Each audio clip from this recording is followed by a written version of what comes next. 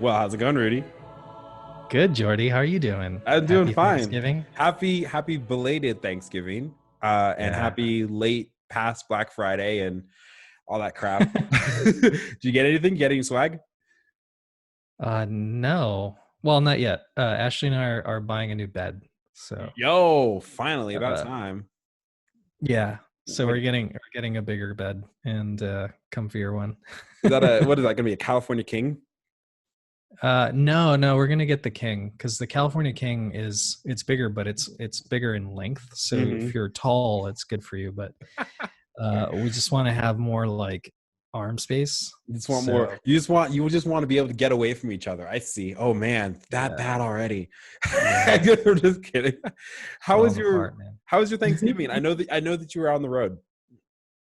Yeah, I took some time off of work, and Ashley and I decided that we were going to go see the Grand Canyon and have kind of like um, a sort of honeymoon that we didn't get.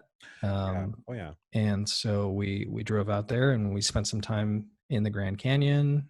We went also to Zion National Park and spent some time at the gravesite of Ashley's grandparents. So we just prayed a rosary there, Are and they're buried out there. they're buried in Vegas. Oh, gotcha. Okay. Yeah.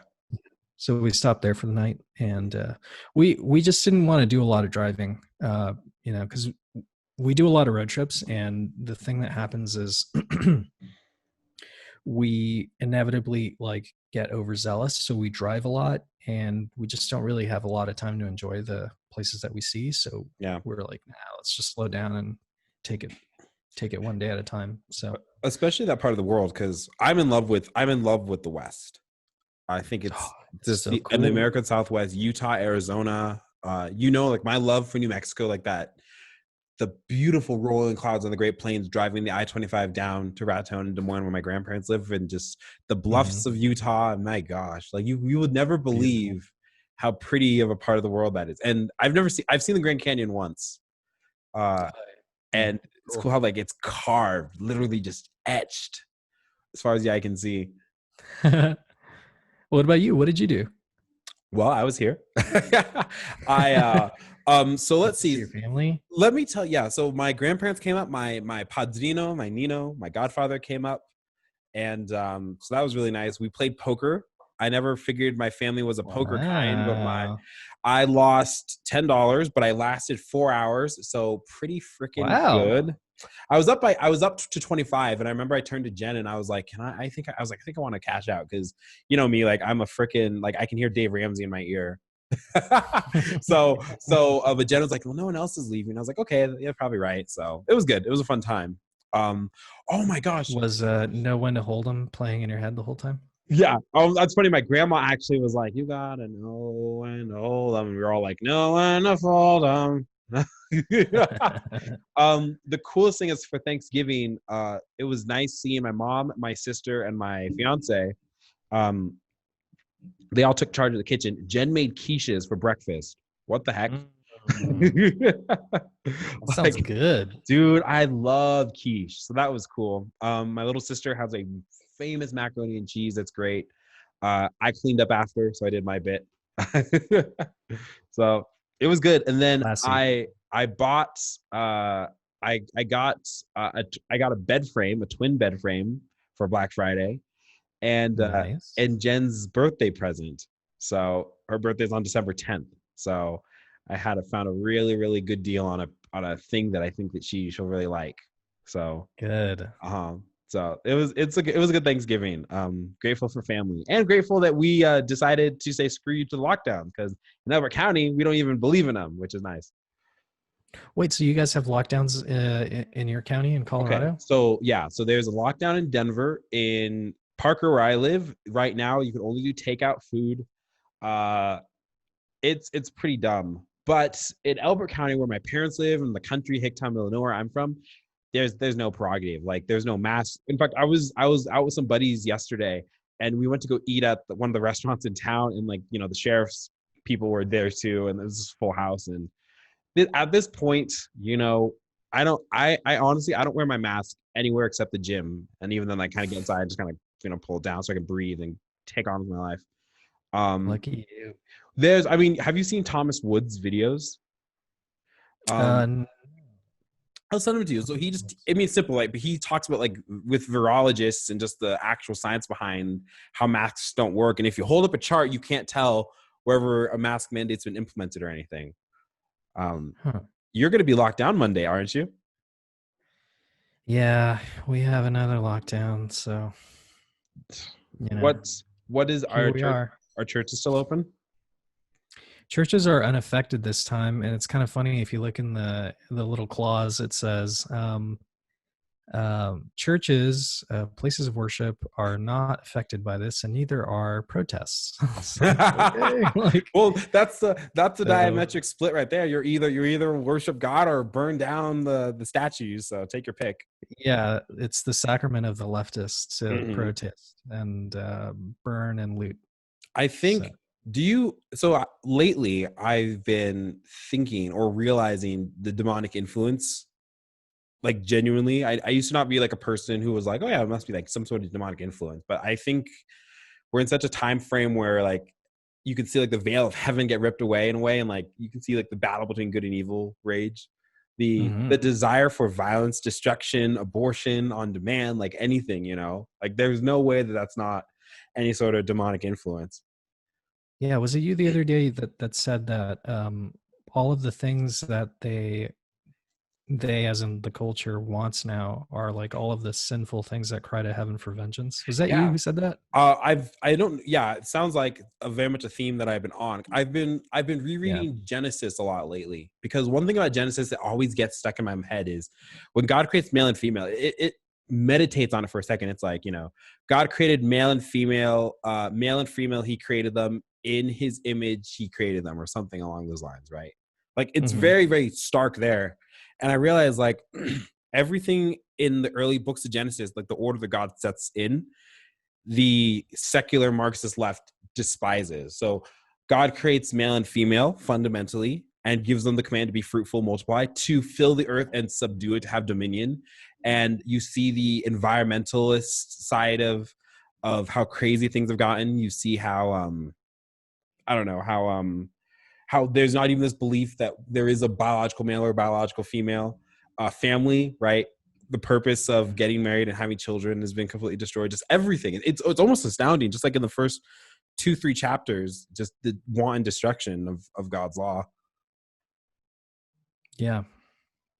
So it's an apocalyptic. I'm like, convincing my words here. It's an apocalyptic time, it seems. I don't like to say stuff like that, because you kind of get looped in with crazies, and believe me, there's a lot of crazies who think that this is the world, but I can't help but feel that way when you see the sorts of things that are taking place. And maybe that's just because we're the frog boiling in the pot, we're the Americans experiencing this election fraud and, like, kind of sitting in purgatory, to see what happens next. And so I don't know, but it does feel a little bit like the end.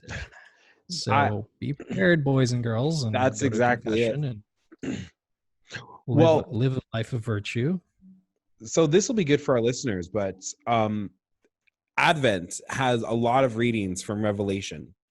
And so the point is, just as we're preparing for the life of the world to come in the birth of Christ at Christmas, so too do we actually prepare for the final judgment, when heaven and earth become one, and what that looks like. And so this whole feeling of preparation just has to be there.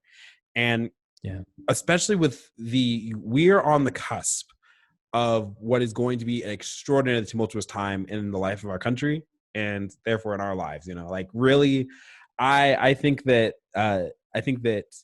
if there's one thing frickin' Biden was right on, it's dark winter for whatever reason. I think that's actually a true thing. Maybe he got it from one of the palmists. I'm not sure.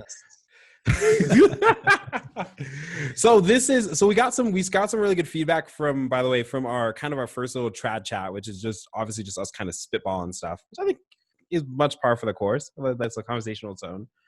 Pretty So cool. what's been new for you in Tradland? Like, what are you reading? What are you sifting through? We're still for pre-Cana. Jen and I'll have to get the book if it's nearby. But we're reading another like of our this one we've moved from the temperaments and actually onto like the solid foundations of marriage. And I think it's called Marriage is Everything. Here.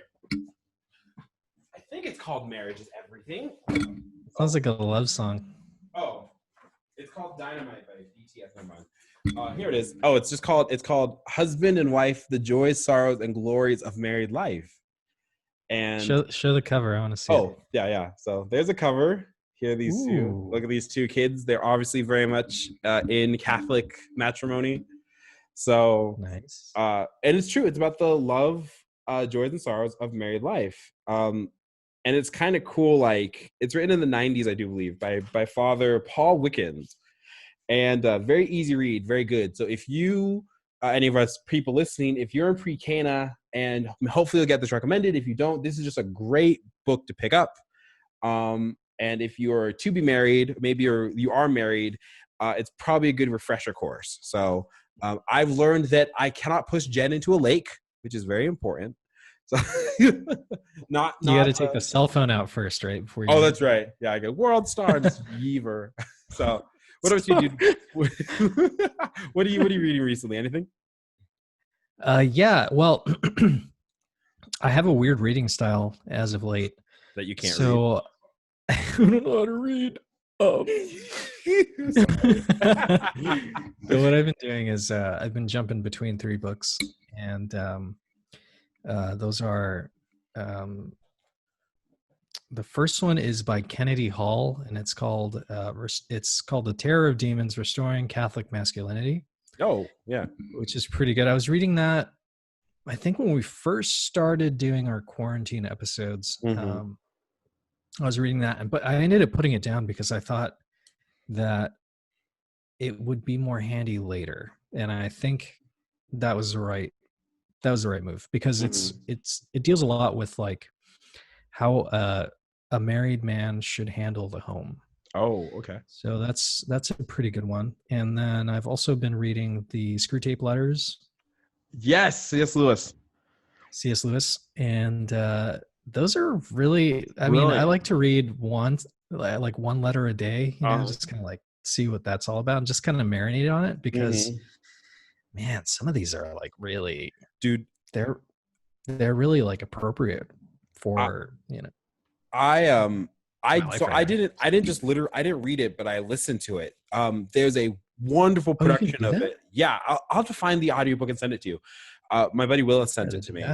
But it was Screwtape letters it was, the main actor was Andy Serkis, so the guy who plays Gollum, Lord of the Rings. And Andy Serkis, yeah. So you can imagine just such a brilliant actor, and so just how he dictates to, what's his nephew's name? Wormroot or something? Wormwood. Wormwood, yeah. Wormwood. So is dear Uncle Screwtape. Yeah, I mean, I think that the Screwtape letters is brilliant. And this is interesting, I think, especially as traditional Catholics, but isn't it interesting how we kind of softly baptized C.S. Lewis? I mean, he's canonized. Yeah, I mean, across the whole of Christianity, we've all kind of agreed that Lewis is, no one can really claim Lewis exclusively. Well, wasn't there like a rumor that he converted at the end of his life? I don't. But I don't. How could you prove that anyway? Well, here's the thing too. I mean, if you read his reasonings, or maybe his lack of reasonings for why he stayed Anglican, because remember, C.S. Lewis comes from a Northern Irish Protestant family. So what people have to remember is that, as with a lot of things we do in our life, sometimes you lose everything by conversion, which is par for the course. Don't get me wrong. It's not like but I mean, he was Anglican, so there was so many things close to Catholicism. I think that I think he was certainly Anglo-Catholic, like in the authentic kind of old way. Certainly not evangelical. Maybe he would have gotten the dispensation if that was like available to him. What's he was still alive? What's the dispensation? Well, some of the Anglican churches, like what's Charles Colomb was talking about, that some of the Anglican churches were absorbed into the Catholic Church. Right. But they that's petitioned for it. Right, but that would have been much later. Came much later, unfortunately. Yeah, that's what I mean. Like, I wonder if that happened during his time. If he would, like if he did privately or something. If he would have done it, yeah. Maybe. I mean, I would kill to have been a fly on the wall between his conversations between him and Tolkien. And in fact, he talks about. I'll have to find the quote. But he talks about like how he sees Catholicism and how he sees how Catholics see Protestantism. That Protestantism, I'm gonna butcher it and I'll find it later, but Protestantism seems like a parched, or a Protestantism seems like a parched desert where there's not a drop of water, and to the Protestant looking on the Catholic, it seems like Catholicism's like an overgrown jungle or something like that. Anyway, Screwtape letter is awesome. You know, all you have to do is like cross over the tree line to see that it's like a beautiful valley. Well, that's exactly it. Well, or here's the thing. Exactly. You just have to kind of, what you need to do is just need to be armed with your machete. Just right. Like, you know? So what else? Anything else? Yeah, I'm reading My Boy. Wait, who's your boy? Oh, wait a second. The boy? Ooh. The big boy. The big boy. The big L. My favorite Catholic, and it's gonna scandalize some of you guys. I know. Yo, I've already run into a few people who were scandalized that, you know, we like the S word, the society. So I'm reading. Oh shoot! Lefevbre. And we just got canceled. Yeah, we just got deplatformed. We just got deplatformed. Shut Catholic it down. YouTube. Hello, Timothy Gordon. Hello. Hey, Gordon Bros. Oh no. Are we still gonna have a show together? Yeah, dude. Okay, so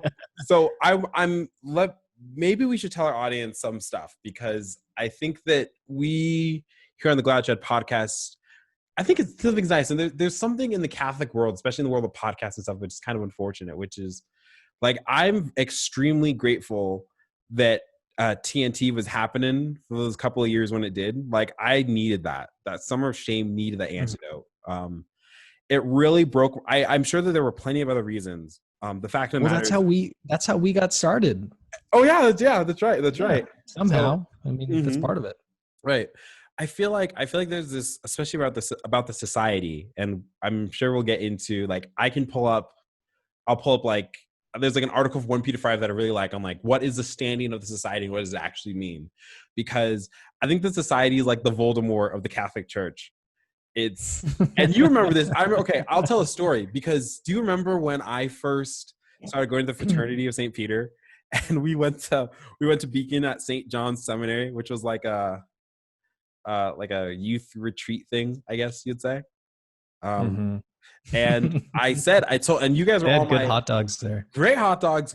And the last year that we went, their mass, the Novus Ordo, I was like, that's probably what it should look like if you're gonna have a Novus Ordo. Then they put out that band for adoration. I got really mad. No, but do you remember I said to you and the rest of the St. Finbar crew, I was like, I'm going to the FSSP is what I said. Do you remember what you said to me? Yeah, I do remember. Yeah, you were like, aren't they in schism or something like that? Well, if we could, I didn't even know the fraternity was a thing. I just knew about the society and lumped them all together. Man, dude, I know. Red pill. Now look at you. You've surpassed me in a lot of ways. You know what? I was laughing on the road trip, and Ashley looked at me and she was like, "What are you laughing at?" And I was like, "Nothing." But I was thinking to myself that we've changed so much in the last 5 years, from where we started, and now we're just in love with tradition and trying our very best to bring other people into it. Yeah. But yeah, I do remember that Beacon. Beacon is I don't know if it's still a thing, but it was a pretty big deal at the time, because it was the largest young adult event in the Archdiocese of Los Angeles. So they would throw like hip talk and some musical entertainment and food and stuff at the seminary at St. John's in Camarillo. and everybody would go there and get together. And the first year, I think, was I think the speaker was the priest that we both knew, and so that drew a pretty big crowd. And I think the second year they were trying to get the this was before he was a bishop, but they were trying to get Father Robert Barron to do the Oh, talks. yeah. But I think he canceled last minute. Mm-hmm. And then after that, the events started getting worse and worse. It was just like random mishmash. Actually, you know what? I think Bishop Barron or Robert Barron, Father Robert Barron at the time, did like a talk eventually. Or maybe it was Brandon Vaught, whoever the like buff weightlifter guy is. Oh, that's not Brandon Vaught. Brandon Vaught's not buff, is he? I don't know. Brandon, if you're listening, send a picture no to us, please. But I don't think you're the buff one. Dude, yeah, I feel like, and here's the thing, because think about this. You said to yourself 5 years ago how much of a different place we were in. Mm-hmm. Like, what people need to realize, especially as they kind of approach tradition and they see the infighting, or they kind of don't know where to go off, is that the end, and even outside of maybe the scope of what traditional Catholicism is. Again, I think what makes our podcast kind of good and a good position where it is I think that we are extremely fair, both to our Latin supremacy viewpoints, obviously, the return to tradition, but also I would not deny the genuine piety that so many of my family members and so many of our friends have exhibited, despite kind of being, and even that we exhibited at the time of the Novus Ordo. Like, I feel like we've fallen more in love with Christ, and because of that, we've discovered more of the truth and tradition of the faith, rather than just not having like a sort of relationship at all.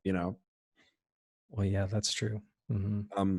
And so, but I feel like when you become a traditional Catholic, or you really start to look for the first time in your life earnestly at what is happening in the church, you get so unsettled because you realize there's just so many treasures that have been lost. And so my example again is this: the last year I went to Beacon, and I'm happy that I went, particularly that first year. I think it's good to be with young Catholics praising Christ. We had, there was Eucharistic procession. It was, but for adoration, the first year it was quiet, it was reverent, and that's exactly how adoration should be. Like, here is the body, blood, soul, and divinity of our Lord right in front of you, and for an hour you are undivided. But the second year they brought in like the worst genre, right, which is like the Christian light rock vamp band. Yeah, who was that? It was like Well, it was like a really big deal. I can't remember who it is, but I mean, and it all sounds the same, but worse yet, it's like what it does is it takes adoration, where we are united with our head and our heart and our soul, and it just makes it an emotional schlock. And if you don't feel like you have the Spirit within you, right, it's a problem with like some parts of evangelical Protestantism or Pentecostalism, right? Like, there has to be an emotional reaction, otherwise you just don't have it. And I couldn't pray, and that's what really made me mad. Is I know that there are people who do praise and worship, and they surrender themselves to Jesus, and they or charismatic Catholics, and they'll be like, no, dude, like that's how I pray, like whatever. And all prayer is good and fulfilling, but in terms of how the church should structure the seriousness of what is happening, the spiritual reality, we don't. We should have music, obviously, that reverences God in the highest kind of sensibility, that really gives the best to him, and music that it's like, look, like I don't listen to chant just like willy-nilly. I'll do some polyphony, but there's a reason why this is becoming more attractive to younger Catholics, and it's because for the first time they can pray. Yeah, and I think they did a really good job initially, because what they did was they brought in some of the old that a lot of people weren't accustomed to or had ever seen before. So there was a lot of Latin that they included in the Mass. It was still Novus Ordo, but they included some hymns in Latin. Yeah. And obviously during adoration. And then we also did the procession. Yeah. And we did a litany of the saints while we were doing all that. And it was all very externally and internally traditional. Yep. And I really like that. And then I think they were onto something. I think they understood that was interesting to the people, the youngsters that were coming out. And for some reason, they just thought that it's just good enough for one night. Like, Mm-hmm. because it's not common. If you go to other churches, Novus Ordo churches, this isn't a common thing No. to include Latin, to do any of the traditional prayers, to, Well, you know what it is? It's almost like Charles Clum talks about how like there was like the one liturgical parish back in the day, and the other ones Mhm. weren't up to snuff. But it's like they've, instead of saying we need to get the other parishes up to snuff, it's like we roll out the Ursus Antiqui, when we roll out the ancient solemnity of Catholicism, and then we go, haha, but good thing that's just grandpa's on the shelf again. And yeah, and so again, they wonder like why so many young people are turning to tradition, why, and in higher fidelity and higher birth rates and higher everything. And we're like, look, the ancient stuff worked for 2,000 years because it brings us to Christ in such a radical way. Not saying that you can't get through Christ again through just praise and worship or something, but there are a lot of charismatic Catholics that realize that there is an upkeep that you have to do in the charism, right? And I think that there's a better shelf just because of the weight of history that you can rest in tradition, and it just kind of works. So, which is also brought because I know that, like, I remember growing up as a Novus Ordo Catholic, Archbishop Lefevbre and the Society of Pius X really was the bad word, and we assumed the that they were in, boogeyman. the boogeyman, and always in schism. Do you remember that the SSPX was of all anything, they were always in schism. But that's not true. Which I think in the church, like the equivalent to like the secular world is like calling somebody a racist. Yeah. Like in the church, to say, oh, they're schismatic, it's very dismissive, and I don't think I ever gave any sort of thought to it or even look at it as like gospel, like, oh, okay, they're in schism, and then you parrot it. And I guess we'll get into it later, but no, they're not in schism. Yeah. For you going into tradition, what was kind of the red pill moment with this society? Because I think for both of us, here's where I'm at, and I know you'll explain where you're at. So I've always been really careful. I've always said I have a historical sympathy for the society that I really wish was just healed over now, because I know that the farther it is true, like the society is not just the society is a coherent unit anymore. There's the SSPX Reloaded or whatever they're called. Like there's the Society of Pius V, which are full schismatic. SSPX2. Yeah, SSPX2 is like this Reloaded. Those guys are actual set of a contest, aren't they too? Like there's like the SSPX. I don't know about them. Right. Well, that's the thing, and you don't want to know, because they're saying that the society isn't traditional enough. If you can like, oh man. Yeah, it's like, but which is good, right? Because I do think that inside traditional Catholicism, just in every part of the church, like there are normal people, and when you have weird people, it kind of differentiates. In the Novus Ordo, the weird people are liberal Catholics, right? Who like put their statues out of Saint Francis and all of his animals and stuff, and then tell you that contraception and abortion are great. And in traditional Catholicism, like there are people who have some, it's not just like infiltration historical theories, because that's like sound. There are people that have some really weird kind of like real, like genuine rigidity kind of methods, where it's like, if you look at me on Friday, you'll be cucked over.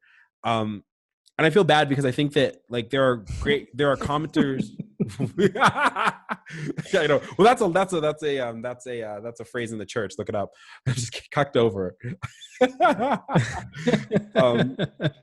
But what I hate so much is I think we've been really good about this, and I think our podcast can kind of lend a good position to this, because oftentimes you'll hear that there's these radical trads online, and they're so mean and they're so hateful, and that certainly can be true.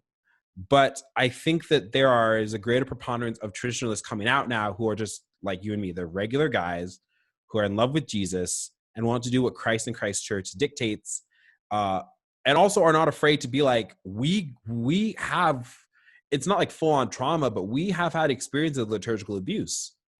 And it's okay for the first time in our histories to be like, that wasn't okay. It wasn't okay that Father danced down the aisle with a tambourine and expected me to take the faith seriously. It wasn't okay that there's the LA Religious Education Congress every single year that has a rap mass and a real like ridiculous, like all the ridiculous and liturgical dancers and everything. And then for you to somehow believe that that is the exact same faith of the fraternity or of Archbishop Lefevbre or something like that, you know? Well, we talk about this so often, and I think we bring it up so often because we don't really know what to make of it. Yeah. I think maybe in time we'll figure it out, but we talk about the tale of two churches, and it's so obvious when you go into a Novus Ordo and you go into tradition and you see the way things are. It's, I mean, aside from like the structure of the prayers, which are pretty similar, if not the same most of the time, like in the Mass, besides that, it's almost like you're in a completely different place. It's almost like you're in a Protestant church. And I hate to say that. No, well, we know from Bugnini that that's what they did with the Mass. And anyone that goes to a high Anglican or go to an Anglican, Episcopalian, or Presbyterian sort of service, high church, Lutheran high church, you will find shocking similarities. It's unbelievable. Like I was watching a Methodist, it was like kooky Methodist service because I do this kind of stuff. You do. You send us all the videos. I find some stuff in the drag heap, and I'm just like, wow, it's incredible how this isn't the Mass of the Ages. Jordan, we should do a supercut of like all the bad cancerous videos that you send us. Dude, that'd be awesome. Let us know if you want that because we have some doozies. But what I think is, to your point, is this: what Archbishop Lefevbre and the Society are a reminder of, especially back in the 70s and the 80s, was that there is a remnant of the Catholic Church that still looks like the Catholic Church as it's looked for an extremely long amount of time. And when people accuse the Society of schism as being schismatic and heretical, which is completely untrue, even by the Church's own ruling, they can't find a reason. And the only thing they can think of is they dissent from Vatican II. Which is that's what I was going to say, because you said they look like the old church, but I also want to add that they hold fast to the tradition of the church that we've had up to before the Vatican Council, the Second Vatican Council, where doctrinally nothing really changed, but in a way it sort of did. Not officially, but in a way it kind of did. I mean, we've talked about it too. We've talked about dignitatis humanae and you know, the relation between Catholics and other denominations of religions and that sort of thing. And it seems as if they're equated. And the Society never went along with that. Yeah. The Society was very steadfast, and they asked the questions. They did everything the way that they should have done it, and they never got an answer on those sorts of questions. In fact, they got they almost got their arm twisted into doing and accepting a lot of these things that many people went along with, and that now that we have time, we can look at them through the light of tradition and see that, oh, maybe these things don't really add up. Yeah, you know, maybe they don't pass the litmus test of tradition. Yeah. So for any Catholic that's kind of wondering, because I'm with you, like I talked about this with my dad a lot, because my dad, like I sent my dad a OnePeterFive thing. And I found the article, and he was like, "I don't know." Dude, you're red pilling your dad so hard, bro. Dude, I know. I need to stop. But he was like, but I know that feeling, because he was like, "Ooh, there's SSPX stuff," and I was like, "Dad, the SSPX aren't in schism." Officially, for all of you who want to know the quick result, there is an article on OnePeterFive. It's a brilliant article. It's written by Peter. Oh gosh, what's his Peter Five? Kwazowski. Peter, the guy, Peter K. We all know him. And is it ever okay to take shelter in an SSPX Mass? I'll link the article below. Yes. It is. Yeah, don't spoil it. And so it talks about, first off, where does the Society stand in with the Church, and what does that actually mean? What you'll discover is that all of the Society's things is in regards to the Church it's legalese canonical status. There isn't an opinion that the Society holds as a unit, except, you know, or at least the Church hasn't ever accused them for their sometimes saying that the new Mass is what to say? They say it's valid but illicit, or that It's deficient. deficient, right? Which I actually not in grace, but in the very fact that it's very different from what it used to be, right. and it seems Protestantized. Yeah. So, and this is all true, but the question is, do they hold that is it a mortal sin to attend the new mass? mm-hmm. Because, and look, that's a whole can of worms. I mean, the answer is no.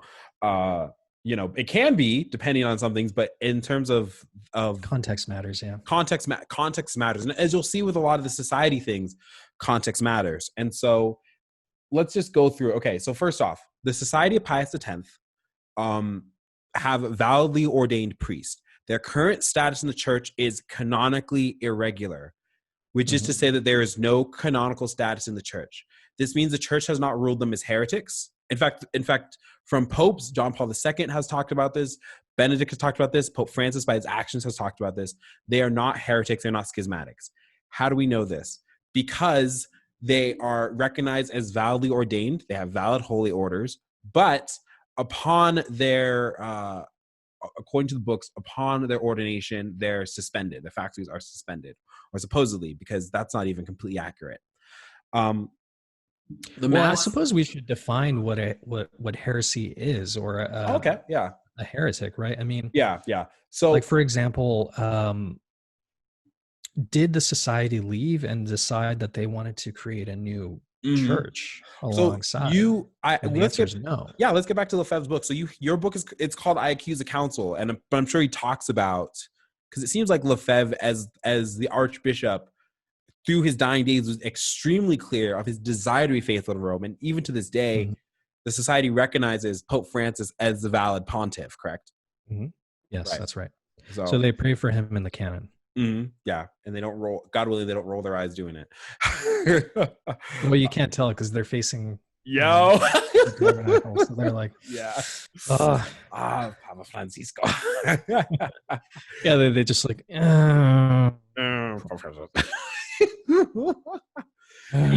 He needs our prayers now more than ever. I pray for his conversion quite a bit. Yeah, we do too. We pray for that too. Yeah. I told my godfather this. I said, I don't pray for the Pope's intentions anymore because I don't trust him, but I do pray for his conversion. Yeah, I mean, like we were saying before, context matters. So we say, when we're praying for the holy intentions of the Pope, we add the holy. I was gonna say, I heard that. That's good. Holy intentions. What a catch! I as you'll see throughout this whole thing, we're going to be on the society for a while. It's awesome. But I think about the Lefebvre was right meme, which I'm probably going to put in the thumbnail. Just that picture of him, like, kind of smiling a little bit. Because, dude, Lefebvre, man, he's going to be a saint one day. You think so? I'm going to name one of my kids after him. Yo, are you going to name him Marcel? You're going to name him Lefebvre? I don't know. I haven't decided Lefebvre yet. Carlos isn't half bad, though. Lefebvre Carlos, no, it's bad. Marcel Lefebvre Carlos. Maybe as a middle name. Right. So Marcel Lefebvre Carlos. Right.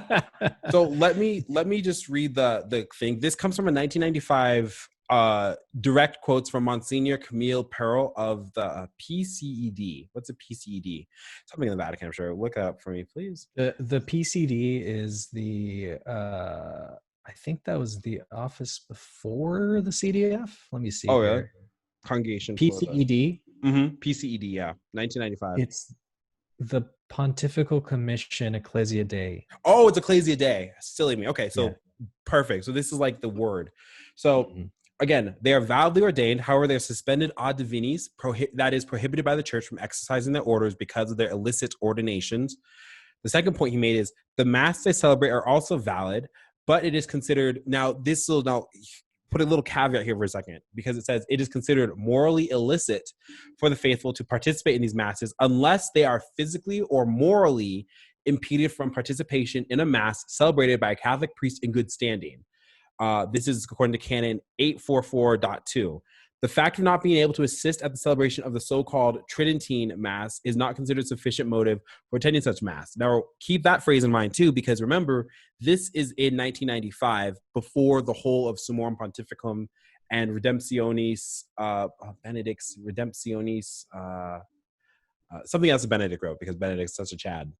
And then this is an interesting one. The third point: while it is true that the participation in the Mass and the sacraments at the chapel of the Society of Pius X does not of itself constitute formal adherence to schism, such adherence can come about over a period of time as one slowly imbues a mentality which separates itself from the magisterium of the Supreme Pontiff, which was easier to say in 1995, I suppose, than now.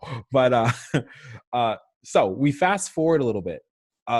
Now, Rudy, what is it? So valid but illicit, right? That means that as it is the Mass, but it's not good or prescribed to attend the Mass, right? Would that be kind of an easy layman's speak for it? Yes, and I think the crux of that argument is because they don't have the canonical status. Yeah, right. So, and this is the thing people need to understand. Again, so a lot hinges on that. And when we say canonical status, it's not like, what's interesting in the article talks about this is that the Society of Pius X has been allowed to celebrate Mass in extremely canonically statused parts of the church. So that includes the chapel at Lourdes. This includes St. Peter's Basilica. This includes the in the March for Life, the Basilica in Washington, D.C. So these things, by the way, are not extended, as the article talks about, to the Orthodox. They're not extended to Old Catholics. So so when I say that this is more of a canonical issue than a doctrinal issue, it's not a doctrinal issue. There's nothing that the society believes that a Roman Catholic would not have believed for the last 2,000 years if the church had defined. This is like the smoking gun. It's Archbishop Lefevbre was so firm on this. There are other groups that have broken away from the society because of that standing, actually. And so you have to be careful of that. And so they pressed him further in 2002, and they wanted him to answer on this first Cardinal. This is Cardinal Pearl again. In the strict sense, you may fulfill your Sunday obligation by attending a Mass celebrated by the Society of Pius X. Second question was, is it sinful for me to attend a Pius X Mass? And responded stating, we've already told you that we cannot recommend your attendance at such a Mass and have explained the reason why. If your primary reason for attending were to manifest a desire to separate yourself from communion with the Roman Pontiff and those in communion with him, it would be a sin. If your intention is simply to participate in a Mass according to the 1962 Missal for the sake of devotion, this would not be a sin. That's huge. Yeah. And then the third question was, is it a sin for me to contribute to the society's collection on Sunday? And it says, it would seem that a modest contribution to the collection at Mass could be justified, which I thought was kind of funny, because you would think that the last thing that the church would want is you to give money to the society. But apparently that's right. Okay. Like, that's the only thing that a lot of bishops care about, clearly, in the States. So this is what they took away at the end of the article. It is morally licit for the faithful to participate in an SSPX Mass if they are physically or morally impeded from participating in another Mass. Okay, that's given. That doesn't really help your traditional case if you just want to go, except here comes number 2. An example of a moral impediment that could justify Catholics' attendance would be consistent and predictable liturgical abuses at local Masses in violation of the rights of the faithful as articulated in Redemptionis Sacramentum, which is from Benedict, or the persistent refusal to provide the ursus antiquior when it has been requested in accordance with Summorum Pontificum. So if you live in a diocese where your bishop, looking at you, Sticka, refuses to give you the Latin Mass, which is everywhere. Let's be honest. Let's be honest. Right. It's an ultra vire. You, like, again, it might sound American, but you have rights as a Catholic. We have obligations to the church, right? As Catholics, we have obligations to the church. You have to support your church financially. You have to attend Mass. You have to do all these other kinds of things. But they have obligations to you too. They can't just play ping pong with your soul here. So this is a huge, especially now in lockdown, where there are places like the Archdiocese of Santa Fe that decided to shut its doors again. What is a Catholic to do? If you are in Santa Fe, if you're in that Archdiocese, and, trust to God's providence, of course, but you know what? We need the sacraments, and there are priests who are offering the sacraments right now. It is morally illicit for you to attend a Society of Pius X chapel. Absolutely. You know, In fact, the very first time that I went to an SSPX church was heretic. during a lockdown. Yeah. Again, people are going to get scandalized by this because, look, Ashley and I have set our roots down in the fraternity. Yeah. I'm part of the confraternity. I pray for their holy intentions, for their growth, for everything. And I love the fraternity. That's where we set our roots. But my allegiance is to Christ. It's not to these religious orders or whatever. That's right. And so when the church closed, and I'm not going to get into that, but when the church closed and we weren't able to go to mass for Easter, that was obviously very unprecedented for anyone. But for me in particular, I was like, I can't do this anymore. Like I can't not go to mass. I got fed up of watching the live stream. Yeah.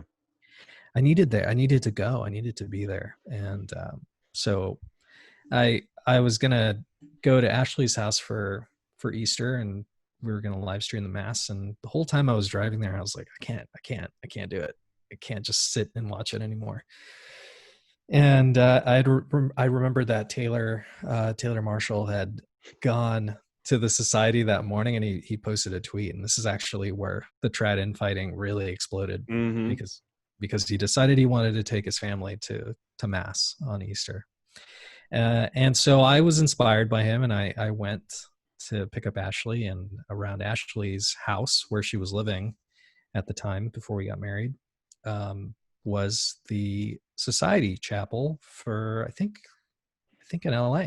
Yeah, in LA. Arcadia. So, is it? Yeah, Arcadia. It's called Our Lady of the Angels, I believe.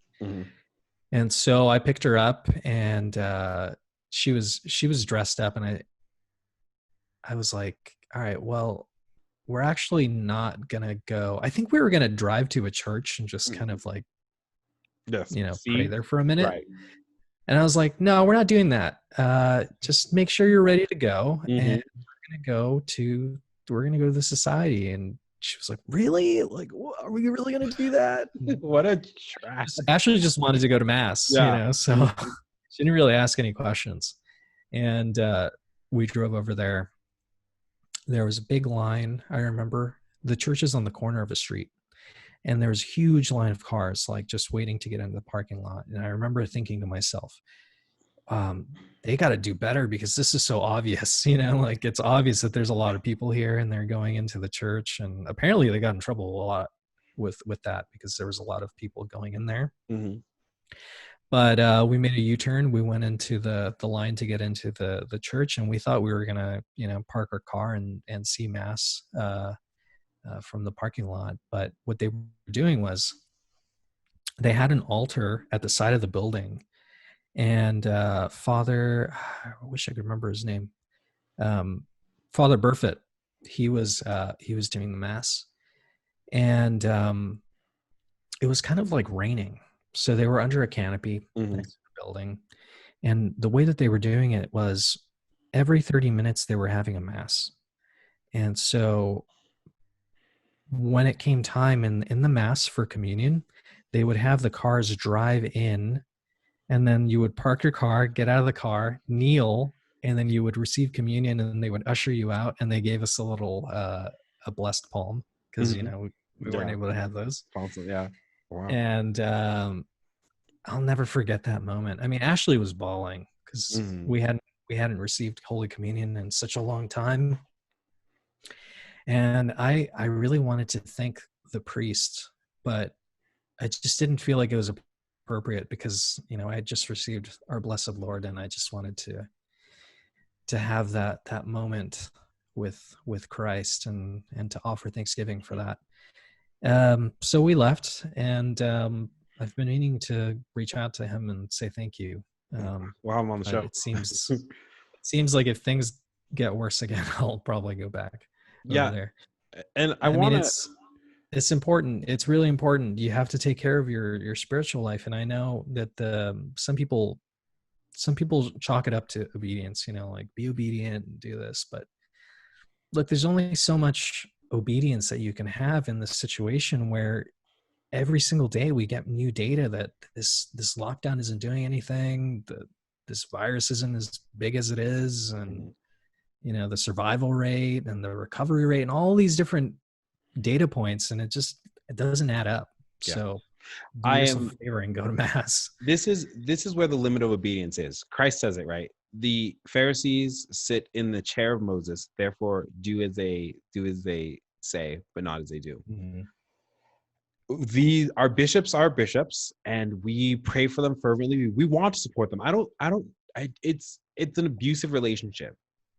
It's like how I characterize what we have with the Holy Father. Like, I love my dad, and I really want my dad to stop hitting me. When I say that he's a drunkard and he's beating you, which is morally illicit, by the way. Yeah, he's still your dad. Yeah, he's still your dad. To him. Yeah, and you say, when dad says clean up your room, say, okay, I'll clean up my room because that's my obligation to you, dad. But please stop hitting me. Like, dad, stop hitting me, or I'm gonna go live with mom, which is perfectly valid for me to do.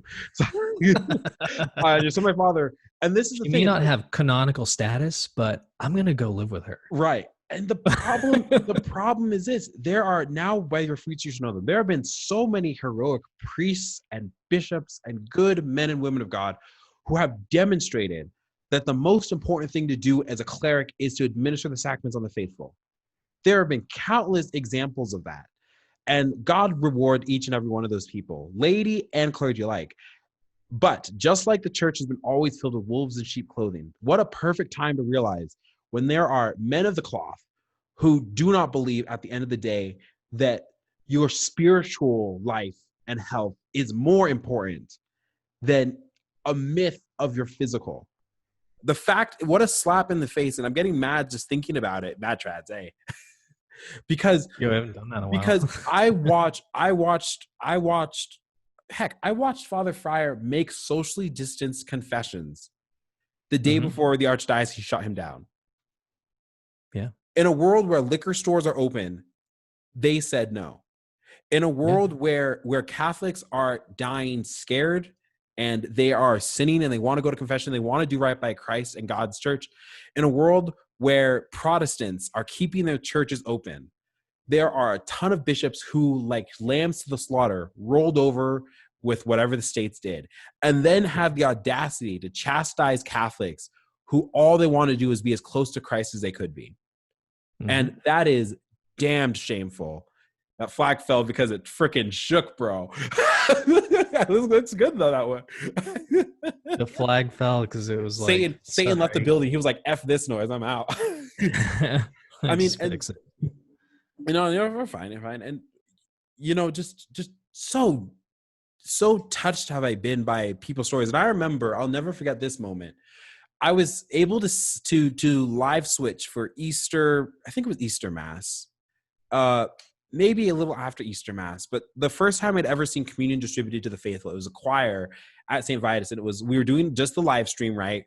And after Mass, Father Masudi had all the faithful come up who didn't have a moral sin, of course, and I couldn't receive that day, and to receive our Lord, and I hadn't seen that in months, and I haven't must have been beautiful. I haven't wept like that since my very first Latin Mass, because I felt so wretched, because I looked over and I saw our Lord and I said, this is what I've wanted.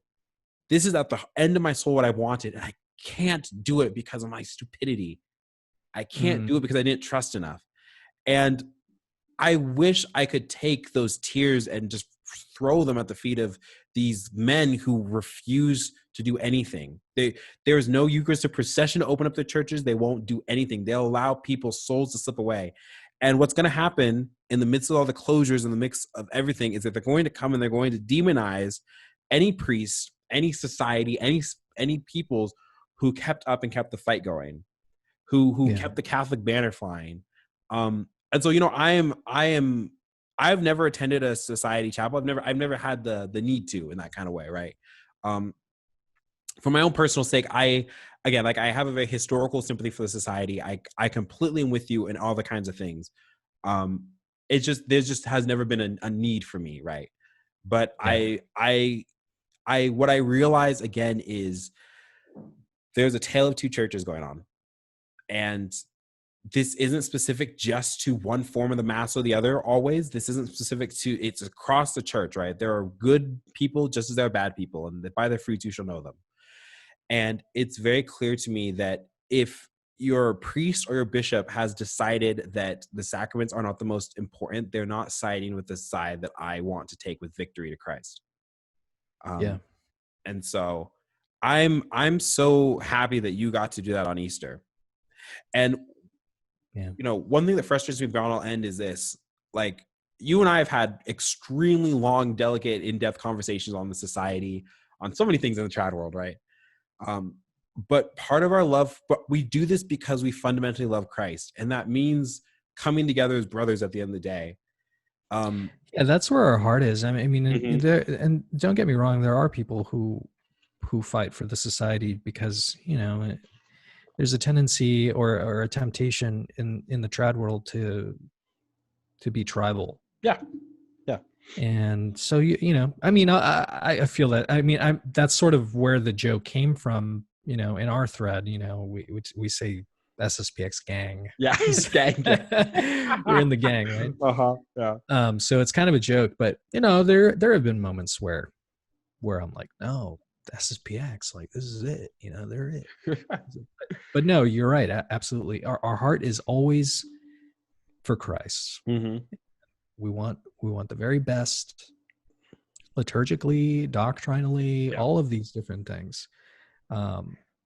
And the traditional groups, they provide that. Yeah, and I'm not, again, like, I cannot wait for the day. And I've read the SSPX's dissents on Vatican II, which is perfect. Which you can do as a Catholic. That's the best part. There's nothing dogmatically new or doctrinally binding in Vatican II that's not there before. So when they say, hey, these documents promote religious indifferentism, or they deny the extra ecclesia sonolus solus, or any of the other arguments they may make. And now what we're seeing is Catholics who aren't attuned to what the society has been saying are also going back to the documents. We've done it and just being like, yeah, you know what? This is seemingly problematic. And you can say that as a traditional Catholic or any sort of Catholic, and still, and it's because you believe in the magisterium, because you believe in the Roman pontiff, in his proper role. It's because you believe in the sacraments. I also don't think that a lot of people are well read on it either. And I'll admit, even with us, like, we haven't read all of the documents. We just read like parts of one and we're like, whoa. But there's a tendency to hear like Archbishop Lefevbre, and it's like you turn off, like, nope, he's bad. He's automatic. And why? You can't even answer why, right? And if you do, most of the time people are like, well, he was schismatic, which obviously, like, that's not the case. Yeah. I think I gained a lot of sympathy for Archbishop Lefevbre, so much so that I want to name like one of my children after him. Oh my gosh! Yeah. After I read his book, his book, which one is that? It's called An Open Letter to Confused Catholics. It's a really short read. If you're Catholic, if you're listening, even if you don't like the society, just read it, because it gives you context. There's always two sides to the story, right? Yeah. So it gives you context to what Archbishop Lefebvre was going through and what he was put through by the Vatican, in order to twist his arm and like force his hand. Like, I mean, it's a really good book. I lent it to Anthony, but I don't think he's read it. Yeah, right. Well, should have sent it to me. Like, well, and here's a good point, right? So we've talked about this before, because one of my I don't even know if it was an objection, but I think it was like a fair question to raise, right? Is this: Lefebvre signed the documents. He was not one of the very few bishops who didn't sign the documents of Vatican II. Well, why is that? And I think the answer is because, like a lot of people, especially in that time period, why wouldn't you trust the church in that kind of? And I was not even in a radical way, but why? Like, it's just business as usual. Like, the last council of the church has been pretty freaking good. Like, why wouldn't you trust the documents? We've grown up in the world of Fulton J. Sheen and the Baltimore Catechism and the Ursus Antiquior, and Lefebvre's, spreading the faith in Africa. So you look at and you're like, okay, these seem really problematic, but also it wasn't like even the traditionalists were like, okay, yeah, this is a world that it's good to have a council in this time at this part of history. I think the church was due for I think it should have just stamped modernism all the more, denounce modernism again and communism, if you want to be right. But I feel like, but that's what it was. And so Lefebvre trusted that. And remember that the Novus Ordo wasn't part of Vatican II. I mean, it is in the ether, but it wasn't in the documents per se. Yeah. And when that got rolled out, and people don't realize this, but we're young trads. We didn't live through the 70s and the 80s, but we talked to Charles Colomb, had a great episode with Charles Colomb on growing up during the council changes and seeing the nuns ditch their habits and hearing put your hand in the hand of the man and looking at versus populum and priests tearing up sacramentals on the pulpit. And there are now these horror stories of people, like there are priests who will tell you that certain sins are not actually sins because everybody does them, you know?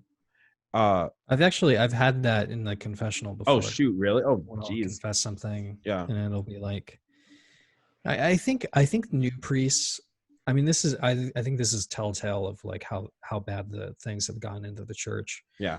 I think they're so afraid to lose parishioners that they will tell them half truths or not even the truth at all. And so when you go in there and confess something that's obviously mortally sinful, and then hear them say, oh, well, it's as long as you guys, do something else, as long as you do this and try hard, it's fine. It's like, dude, no, man, I didn't come in here to get your get a high five. I like, this is bad, man. Don't, because what happens is you leave the confessional, and for us it's different because we're more traditionally minded, but think of the person who's not really spiritually formed and they're getting this sort of condonement. Yeah. They're getting this condonement from the priest, and their life never changes. They never make an actual effort to change their life. Yeah. Because they think that, oh, well, doing my best and I'll just keep doing what I'm doing. I'll just keep going to confession. I mean, Father told me it's fine. And this is the perception. This is why in this tale of two churches, right? You have Catholics. Again, I'll say this to my dying day. I do not think, just by the fruits, that Father James Fryer believes the exact same things as Father James Martin. And I think that if I went to confession with one, it'd be very different than if I went to confession with the other. Yeah, absolutely. There is a faction of the church which, and it's not just about, there's plenty of pastoral, that freaking word, but it's true. But there are plenty of pastoral approaches in tradition. Like, I think that I've had very good confessor priests, traditional priests, and people think, well, traditional priests must just rake you over the coals. And it's like, we deserve it for our sins. That's never happened. But yeah, I was going to say, but there's a lot of priests just want you to be freed, for heaven's sake. Like, how great is it to come to confession, to be freed, and then also to know the truth of the church? And we are wired naturally for the truth. This is why we're pouring over everything that comes out about the election. This is why we pour over every piece of history or science or music or love or poetry, all the sorts of truth which God instills in us. And we have been spiritually watered down for a while.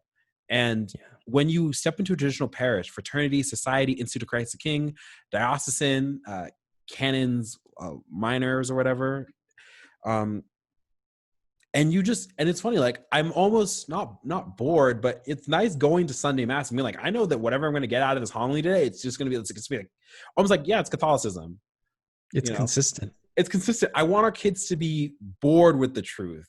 I don't want our kids genuinely to fight the way that we've had to fight in some places. I had a conversation with Ashley the other day, and she said, I hope that our kids never see the Novus Ordo. And I was like, oh no, they're going to see it. They're definitely going to see the Novus Ordo. I'm going to take them. Yeah.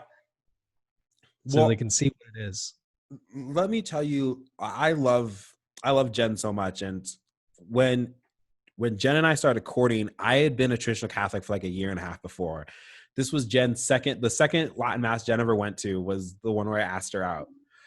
So our entire relationship has been, in fact, we had not been to a Novus Ordo together until a couple weeks ago. First at my work, like a low Novus Ordo, which I think is just fine. It's fine. But it's funny because Jen goes in her mantilla, and she goes in with her reverence and her piety and stuff, and then she comes out and she goes, wow, we haven't been there together, and being there together, like her anticipating the kiss of peace, and then it didn't come, thank God. But just watching her, like her hackles kind of raised. But we went for Sunday Mass, we went to another one where we weren't allowed to go inside the sanctuary. There wasn't enough room, but that means that there wasn't enough socially distanced rooms. So we got put into a side room where there was a screen. And all throughout Mass, I could tell, like, they say, we talked about this with our priest in pre-Cana, but, people say if to attend a Mass, like the society, right? It's like if going to the Novus Ordo causes you to sin. And I mean, it might give me the sin of mockery, I suppose, but I don't really get scandalized by that kind of stuff. But what happened is that there was a female Eucharistic minister that went up on the altar. There was a priest, maybe two priests, or at least a priest and deacon up there already. Hard to see in the screen. And it makes it even worse when there's a deacon there. It's like, like if you and the priest did it, that would be great. Mm-hmm. You don't need all these Eucharistic ministers, right? Well, that's exactly it. Now my Tio is a priest, not a priest. My Tio is a deacon, so I'm going to give a very soft pass just for the second, because I do love him too much, and he's a good. Yeah. But my point being is, so she went up there, and I remember being like, she's coming into this room, and we decided that we decided not to receive. Consecrated hand. I'm very much a believer in consecrated hands, the profundity of that. But Jen coming out I've never seen her so upset like that over something in the church. Like I feel kind of bad, because part of me is like, have I opened up my future wife to sometimes the feelings that I have that I don't try to like spread to her. Like when I'm feeling particularly angry or mad or just that about a liturgical abuse or something, like I don't want to just like, but we're partners in crime, right? And so what Jen said is, she said, it's astounding to me how much we've lost, and like how it's not reverent, and it's not respectful, and it's just, and there was other parts of the Mass too, and you're just like, wow, I'd never seen that before. And yeah. I get it now, right? You're gonna, and for both of our kids, when they happen, one thing that we'll have to really do as parents or as fathers, as head of the household, is how do we start to expose our kids to the context of liturgical abuse? It's like, it's not proper for traditional Catholics to just like completely Benedict option and shelter, right, and look down on Novus Ordo Catholics, and it's not like that at all, right? I don't look down on anybody. I know you don't either, for attending the Novus Ordo. That's not the point of when we talk about liturgical abuses. We're purely talking about the icks and isms on paper, what makes Mass a Mass, the human elements of the Mass. We're not talking about if grandma wants to just hear the Mass in English. That's not an issue. I mean, I don't know. I mean, well, you know what I mean, though. Like, yes and no. I think most of my criticism lands on the priests. Okay, well, that's totally fine too. Yeah. Actually, that's perfect. My point being is, I don't want anyone to like think that we think less of them for their attendance in the Novus Ordo. No. Like it's not like that. It's not like that at all. But yeah, a priest who makes a Mass into a spectacle. Mm-hmm. Yeah, that's a whole horse of a different color, or allows for spectacle instead of our focus on Christ. And so it's gonna be an interesting world, and it really is. Like when you just kind of fall into tradition for months on end, and you don't go to the Novus Ordo, and you go back and you're like, wow, it's true. There are some Novus Ordos which are beautiful, but they really are unicorns. I can name on my hands how many I've seen. I've been like, yeah, that's probably what it should be. I've never been to a unicorn before. Thomas Aquinas College, or the Anglican Ordinary. I think the Anglican Ordinary at Mass is actually what the Novus Ordo should be, which is but Thomas Aquinas College has by far the best Novus. It was an English Latin Mass, so it's kind of cheating. Yeah. I don't know. I think I just kind of reject the premise of the liturgical changes. Like I have no desire to go to Novus Ordo and do that sort of thing. Actually, I was laughing when I told you I was chuckling to myself in the car on the drive. I was laughing about the Thanksgiving episode that we did last year, which is one of our first episodes. Mhm. And I remember saying, just go to Novus Ordo. But now over time, I'm like, nah. Well, and one thing that's kind of fun about this, and this is where kind of earlier with like trad infighting, is I think that Rudy and I have we're really good about this. Like, I feel like there's no reason to break up over the society, for heaven's sake. Maybe in the 70s and the 80s, but like nowadays, like, come on, because everyone's in on it. Like, you can't be like, you can't be a Novus Ordo purist anymore. It's freaking impossible. Are you kidding me? Like, there are Pachymams in the Vatican now. We have way bigger fish to fry. And also they're not in schism. Like, the problem is, like, the church has said this. One thing I was going to say, before we kind of get to more, is this. So people might say, okay, well, look, you can attend the society mass, sure, but they're suspended priests. What about the excommunications? Of course, they were lifted. But here's something interesting. Pope Francis granted permanent confession faculties to the society during the Year of Mercy.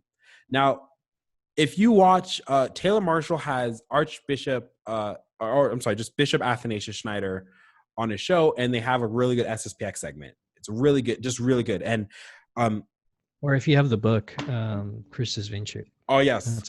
That's right. They'll look at that just right next to me. Because there's a whole chapter on SSPX. This is his book, Bishop Schneider. This is this is the book that's near me. I just wanted to also kind of feel included. That looks cool. Dude, J.M. Cohen translation. This is an old. I have a slightly older one, I think, but I can't seem to find it. But Don Quixote, if you haven't read it, read Bishop Schneider's book and then read Don Quixote. Everything will make sense. But if you don't have the book, watch the video, because the video is easy to find. Yeah. But what does he say, right? He goes, how is it that you can have full faculties in this sort of regard, but then this is like the absurdist position, how could it be that this, and I think it describes it really well, but go ahead. Yeah, it's like how can you have like facilities for confession all the time? They have valid Eucharist, valid Mass, whatever, but like suddenly it's like, oh nope, you're shut off on these other sacraments, but you're allowed for this sort of sacrament. There's not been anything like that in the church, because the church doesn't really believe in canonically irregular statuses, except when a new order pops up and they're just kind of waiting to see, like they just need their approvals from Rome or something. This is like legal baseball, and the thing about the trad infighting too is like there's some really obvious data that we can look at. Is a society in schism? No. Do they have canonical status? No. Can you go there? Yes. And there's so many like data points you can go through and get information on that. But there's almost nothing to be gained from all the trad infighting that you see on Twitter and stuff. Yeah. Because at the end of the day, we're just lay people. And there probably hasn't been anything like this in the church up until now. Like the status of the society and like that sort of thing, like that's relatively new. So you and me and like, the Gordon brothers and like all like the other people, like we're not going to figure this out. This is going to be hashed out maybe in a council or I don't know, by a future pope. And there's nothing to gain by like just duking it out over like something so stupid, the whole thing with the society over like the trad infighting in Twitter in regards to the society, it started because the Gordon brothers were the aggressors and they criticized Taylor for going to the society on Easter. I mean, that's where it all started. Yeah. And then like they, the Gordon brothers and Michael Voris, they got together and they just kind of split off and blocked each other, and it's just like so dumb. And here's the problem, right? It's like, how much of a mockery do we make? Is we've talked about this. You talked about you're going to the society was purely for Christ. Yeah, and like rightly so. This is the reason why we're trad Catholics. So what do we get to gain by suddenly duking it out because we have to? We're the apostles arguing amongst ourselves who's the greatest is what's happening here. And I feel like I was watching an episode of The Chosen the other day, and they're asking Jesus a bunch of questions, and Jesus is like, if there's gonna be all these questions, we're gonna have a long time walking or something like that. I thought that was just so kind of funnily true. But yeah, this is something that's not gonna be solved by the laity, except I suppose one could say just by attendance on things. But here's the thing: we're supposed to be frying bigger fish, and also, finally, I think about this all the time. There's a great amount of prudence that trads we need to have. I'm very fortunate. Glad Trad Podcast has a Twitter, but it's relatively defunct. We just kind of use it to post updates, kind of. Not a lot of not a lot. Not a lot of activity. And Rudy and you and I, just kind of as a form of our charisms, we're not infighting kind of guys. You know, like we think it can be funny to watch because it's a dumpster fire, but you don't want to jump in the dumpster fire. But you know, one thing that I think about all the time is that if your brother sins, you tell him, you know, you go to him and you tell him privately. If he continues to sin, you take 2 or 3 amongst you and you say again. If he continues to sin, you take it to the church. And what the Twitterverse does with the trad sphere is we go, if I have a grievance, right? Like obviously, like Taylor Marshall and Timothy Gordon were friends or are friends. I don't know what the heck it is, but they had a show and they, you know, I get that they're both very type A, highly disagreeable Catholic men. I like we're cut from that cloth. I completely understand the strain. So is Michael Voris and the Gordons and all that kind of guys.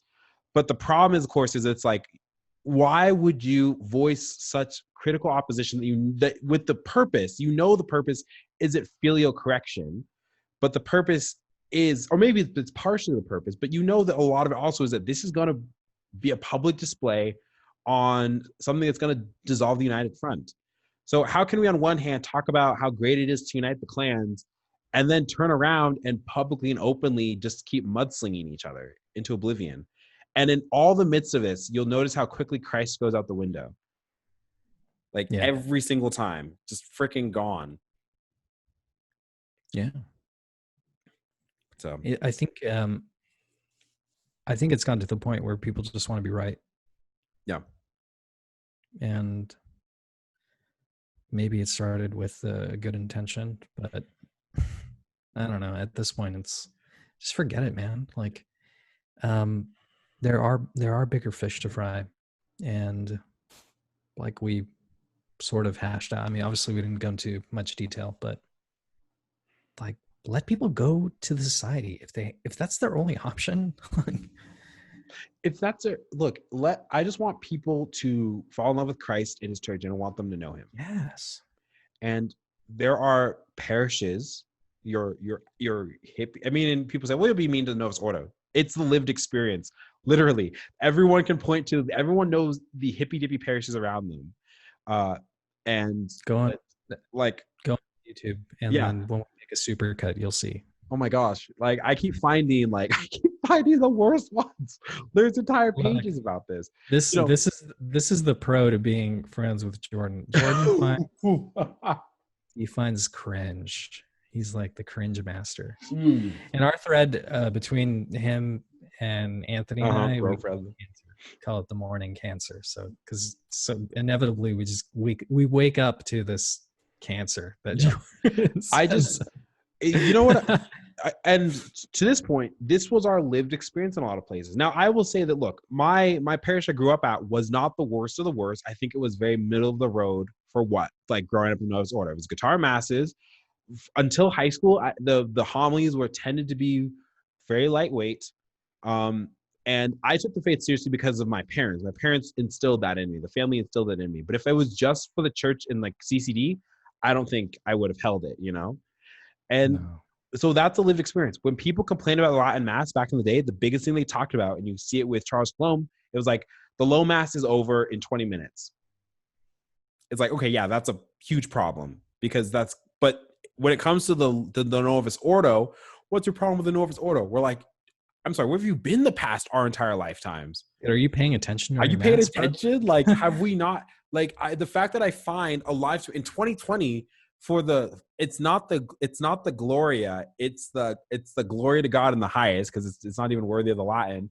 But you invite these kids up on the altar, which becomes a stage, to pull tambourines and drums and shout around, and that's somehow going to cultivate and 90% of them are out the door after confirmation. You know, Look, in those 5 years, 4 of those years, I was a confirmation teacher. Mm-hmm. And teaching those kids at the very end, when I was ready to leave, I was thinking, if I leave here, these kids aren't going to get anything out of this program. Yeah. It was that bad. Wow. And that's not an isolated event. I mean, you see these kids, they grow up in it. They don't understand it because there's no anchor point in the Mass anymore. And it doesn't make sense. It's not explained to them. And these kids are going to go and never come back to the church. I mean, we talked about that. Yeah.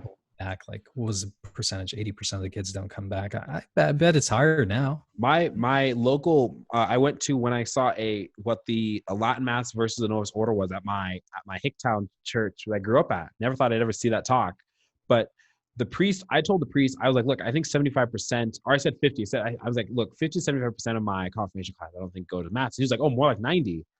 And I was like, yeah, I think that's true, especially in these lockdowns. Like, I have family members that, you know, they're just like, you know, skirting off into the ether because of this. And one thing I just want to bring up real quick is something that I find very good about traditional Catholics. We don't shut the heck up about the Mass. like when we talk about Christ and Christ Church, we spend so much energy on the Mass because it is our highest form of worship that we can bring here on earth. It is the pinnacle of our Catholic faith. And I love how traditional Catholics on these blogs and in chats and in this conversation, I love how the Mass is always at the forefront. And that's something that I really wish was more impressed across the whole of Catholicism, because unfortunately it just isn't.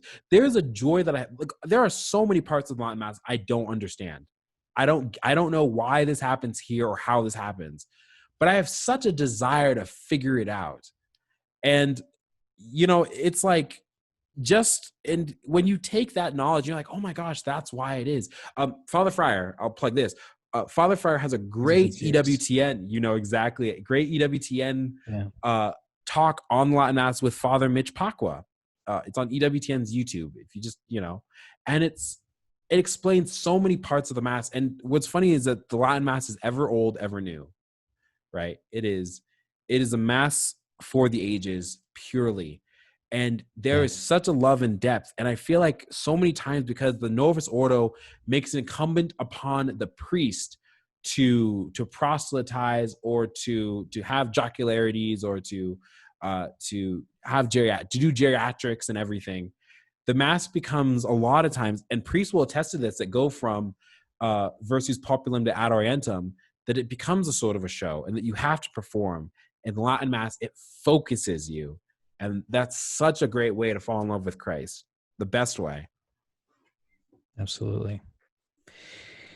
Yeah, finding the Latin Mass was one of the greatest gifts. I got to thank you for that. I'll never forget, maybe it's buried extraordinarily deep because I don't delete my text messages, but I'll never forget that one. Rudy, there was 2 weeks and he was supposed to come with me the first week, and he didn't. But I met up with you like very shortly after that Sunday or whatever.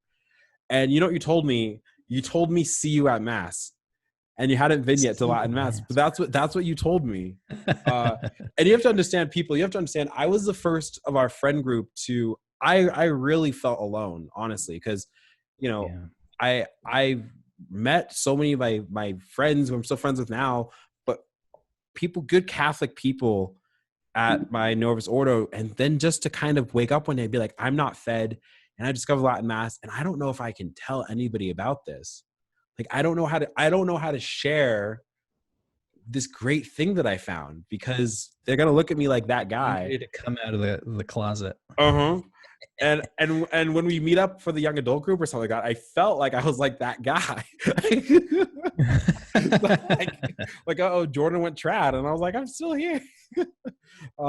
So still seeing, guys. Sure. So yeah, for you to kind of walk with me in that kind of fashion, I'm extremely grateful for, because what proof positive that tradition is the future of the church, that it really is a wellspring. And the fact that I remember when you were saying, like, after one mass, you were like, this is so beautiful, I want to go back.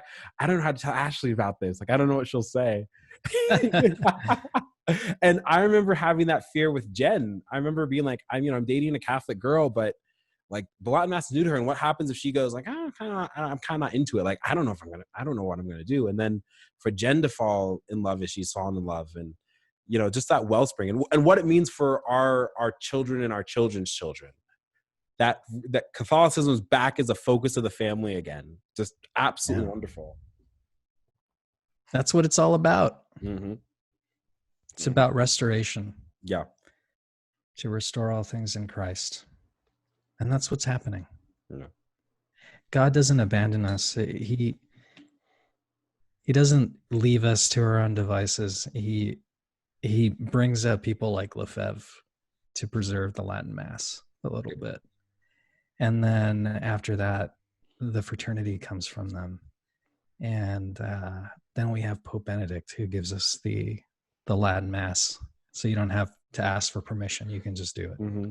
Yeah. And now, throughout all of these lockdowns and stuff, we see the growth of tradition. And in a really small kind of way, we're the next step, right? Just like you mentioned, our families are going to be traditional. And then maybe their family is going to be traditional. And this is a restoration. It's an act of restoration. I can't wait to see that. There's a beautiful prayer in the nuptial mass. I think it's prayed on. It's prayed on the bride. Mm. I don't know if you have it, but I'll paraphrase it. It says something like, "May you see your children's children, children's children from, like, I don't know how many generations," but I can't wait to see that. Yeah. I can't wait to see my grandkids and their children being raised in tradition. I think it's going to happen. I think I found it. You found it. Yeah, this is such a beautiful thing to close on. You should read it. Okay, so it's beautiful. Yeah, okay. So I'm just going to scroll. It's a longer prayer, so I'm just going to scroll towards the bottom here, and it goes, may she be modest and grave, bashful and venerable, and well instructed in heavenly doctrine. May she be fruitful in her offspring, approved and innocent, and may it be at length her happy lot to arrive at the rest of the blessed in the kingdom of God. May they both see their children's children to the third and fourth generation, and live to their wished for old age through our Lord Jesus Christ, and so on and so forth. And it does again. May the God of Abraham, the God of Isaac, the God of Jacob be with you, and may he fulfill his blessing in you, and may you see your children's children to the third and fourth generation, and afterwards enter into possession of eternal life through the assistance of our Lord Jesus Christ, who is with the Father and the Holy Ghost, liveth, etc. Jordy, you're gonna experience that. I'm you're like actually there, bud. I'm like how are you doing? Oh gosh, I'm actually kind of excited. I'm getting a little sentimental now. I don't even know if sentimental is the right word, but I'm excited, and I'm overjoyed. I'm excited and I'm terrified, and what I've realized in these past 6 months, in this past year, for heaven's sake, Jen and I have been together for a year and a half. It'll almost be our engagement anniversary on her birthday on the 10th. And I have realized we have gone through the whirlwind. I could not imagine I could be this happy, that I could have ever learned about my frailties, my failings, that I could ever see what the stuff of true, serious love is. The love that the love that really would have you lay down your life for your spouse. And I've been so meditating so much on the sacramental importance of marriage and what it means for me to be a husband and a father. That's all I want to do. I pray. It's funny how your prayer life shifts. I remember when I used to pray for my future spouse without a name. I was like out there in the ether, and now she has a name, and so now I've been praying for the gift of good husbandry, that I may be a good head of my household, that I may see my children, my children's children, and that I may be a blessing to my wife, that that she may be a blessing to me. But I mean, it's exciting, and sometimes it's easy to get lost in the whirlwind of preparations and what's going to come next and how are we going to do this and what steps. But when I take a step back, like, oh man, I can't wait to be where you're at, Rudy. That's what I'm trying to say. You'll get there. I can't wait to be buying a new bed with my wife. Dude, I gotta tell you, I mean, it was really cool. I guess people don't really do Black Friday deals on beds, but we ended up going into this store in Burbank, and they have this computerized bed where you lay down, and the bed, I guess, has sensors in it, so it'll detect where your pressure points are, and it suggests what kind of firmness you need. Yeah, I've seen those. This is like really futuristic. I got sad because when you said computerized bed, I had this image of you being able to play Rocket League with the Rose without disturbing Ashley. They ask you too, they're like, do you ever watch TV in bed? Or like, I don't know, do you like go on your computer in bed? I'm like, nah, dude. Yeah. No TVs in the bedroom. No. Mm-hmm. Yeah, I heard We actually don't have a TV in our house. Technically speaking, I don't, but I say only technically because I do have a projector for when we watch some movies, I guess. But you know what I was thinking? Steven Crowder said this on one of his shows once, and he was like, "Yeah, him and his wife have a no electronics in the bedroom policy." That's important. Yeah, I think that's important. It's the war room chamber for good and for bad. Yeah. So, and yeah, I mean, I have my computer here, but that's only because that's just like where I'm living right now. It kind of makes no sense. But I could totally see that, like what the master bedroom looks like and what it means and everything. There won't be a lot of no TVs in the bedroom. I'm completely with. No. Geez. So hang on. So you guys got married in June.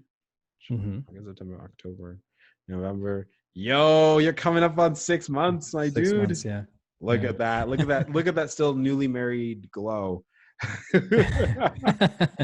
How's the adventure been? I have a couple grays. I don't know if you could tell, but yeah, all right. Well, I mean, women will do that, married or not, I suppose. It gets worse. Wait till the kids come. Yeah. Yeah. Oh, geez Louise. I'm proud of you. It's you know what else is nice? It's nice to be around married men. I work with a lot of married men. I'm going to be a married man. Like, it's important. That's something that doesn't really exist in the industry too much. So it's like a whole kind of host. People are like, yeah, I gotta, nope, doing this with my wife today. Or like their priorities are in order, Yeah. That's awesome. Yeah, no, you're right. Because I mean, I work in a secular company, so yeah.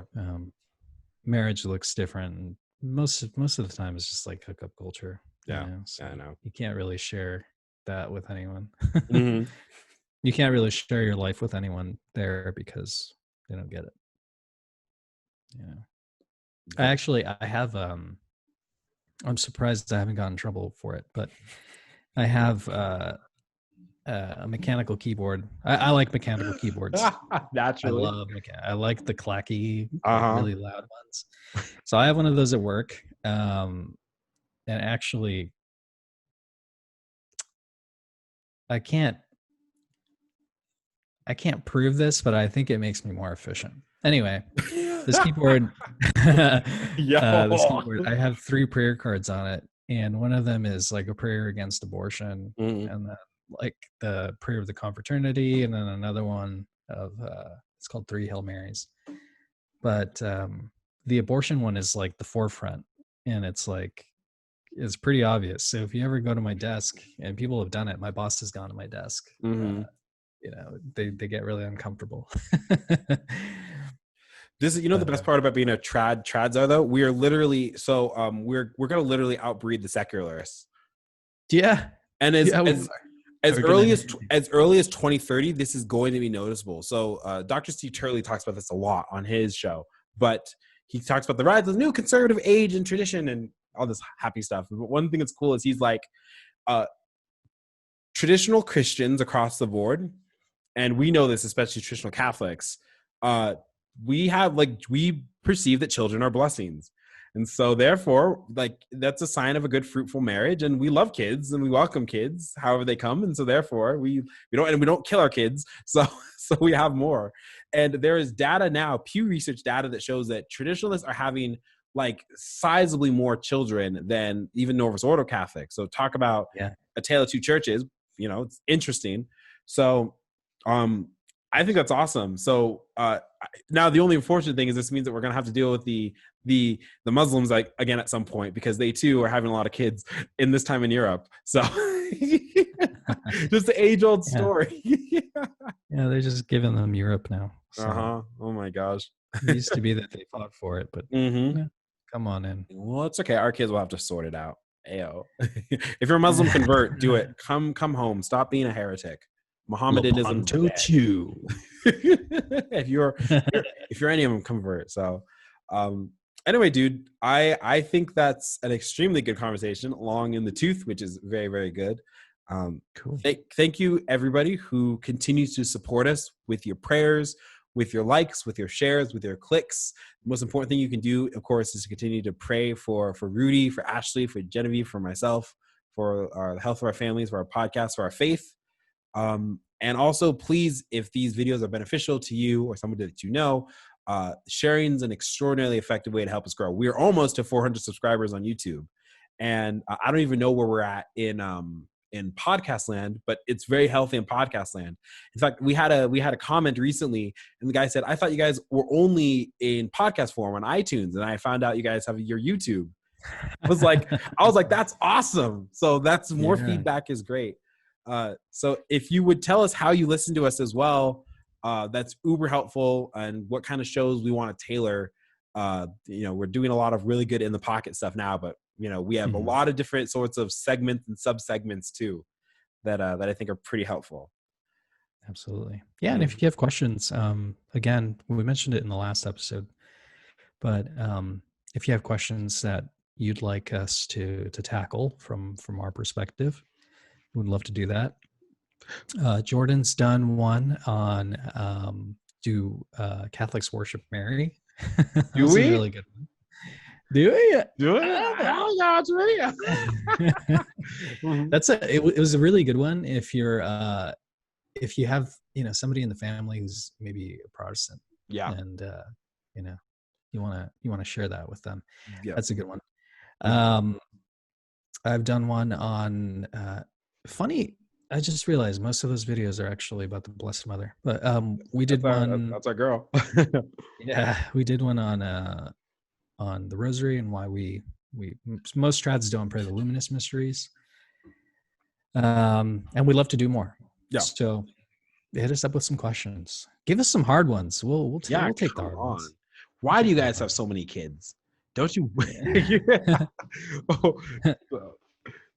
Cool, dude. If God real, why? If God real, why don't I have a GF? Why, right? why Lefevre shave his beard? That's the one that I want to know. I think that was actually his excommunication moment, by the way. I'm fond of Archbishop Lefevre, but I gotta tell you, dude, you should not have shaved him. He looks fine without a beard, but that beard looks so good. Like, jeez Louise, I'm actually angry. I just want to say he looks so boss in like his clericals, man. Yeah. Dudes. Oh my gosh. Tradition. He did to the Zion. I'm gonna get that book. Look, he's doing a white power. Oh, don't. Kidding. I'm kidding. People, I'm just joking. Oh my god. That's a symbol, but it's not. It's not. Yeah. It's a joke. It's a joke, people. We got you. I think our subscribers are smarter than that. I think at this point, like if you're a traditional Catholic or you're interested in our stuff, like you're not being like, wait a second, was CNN right? Oh, shut the heck up. Yeah, wait, was CNN right about something? Was Lefevbre wrong and CNN right? If Lefevbre right, why CNN? Yeah. Checkmate. Checkmate, Ecclesia Day. That's right. Checkmate, Benedict. All right, everybody. Right. From us at the Glad Chad podcast, God bless you. May I keep you. We'll see you on the next one. Adios.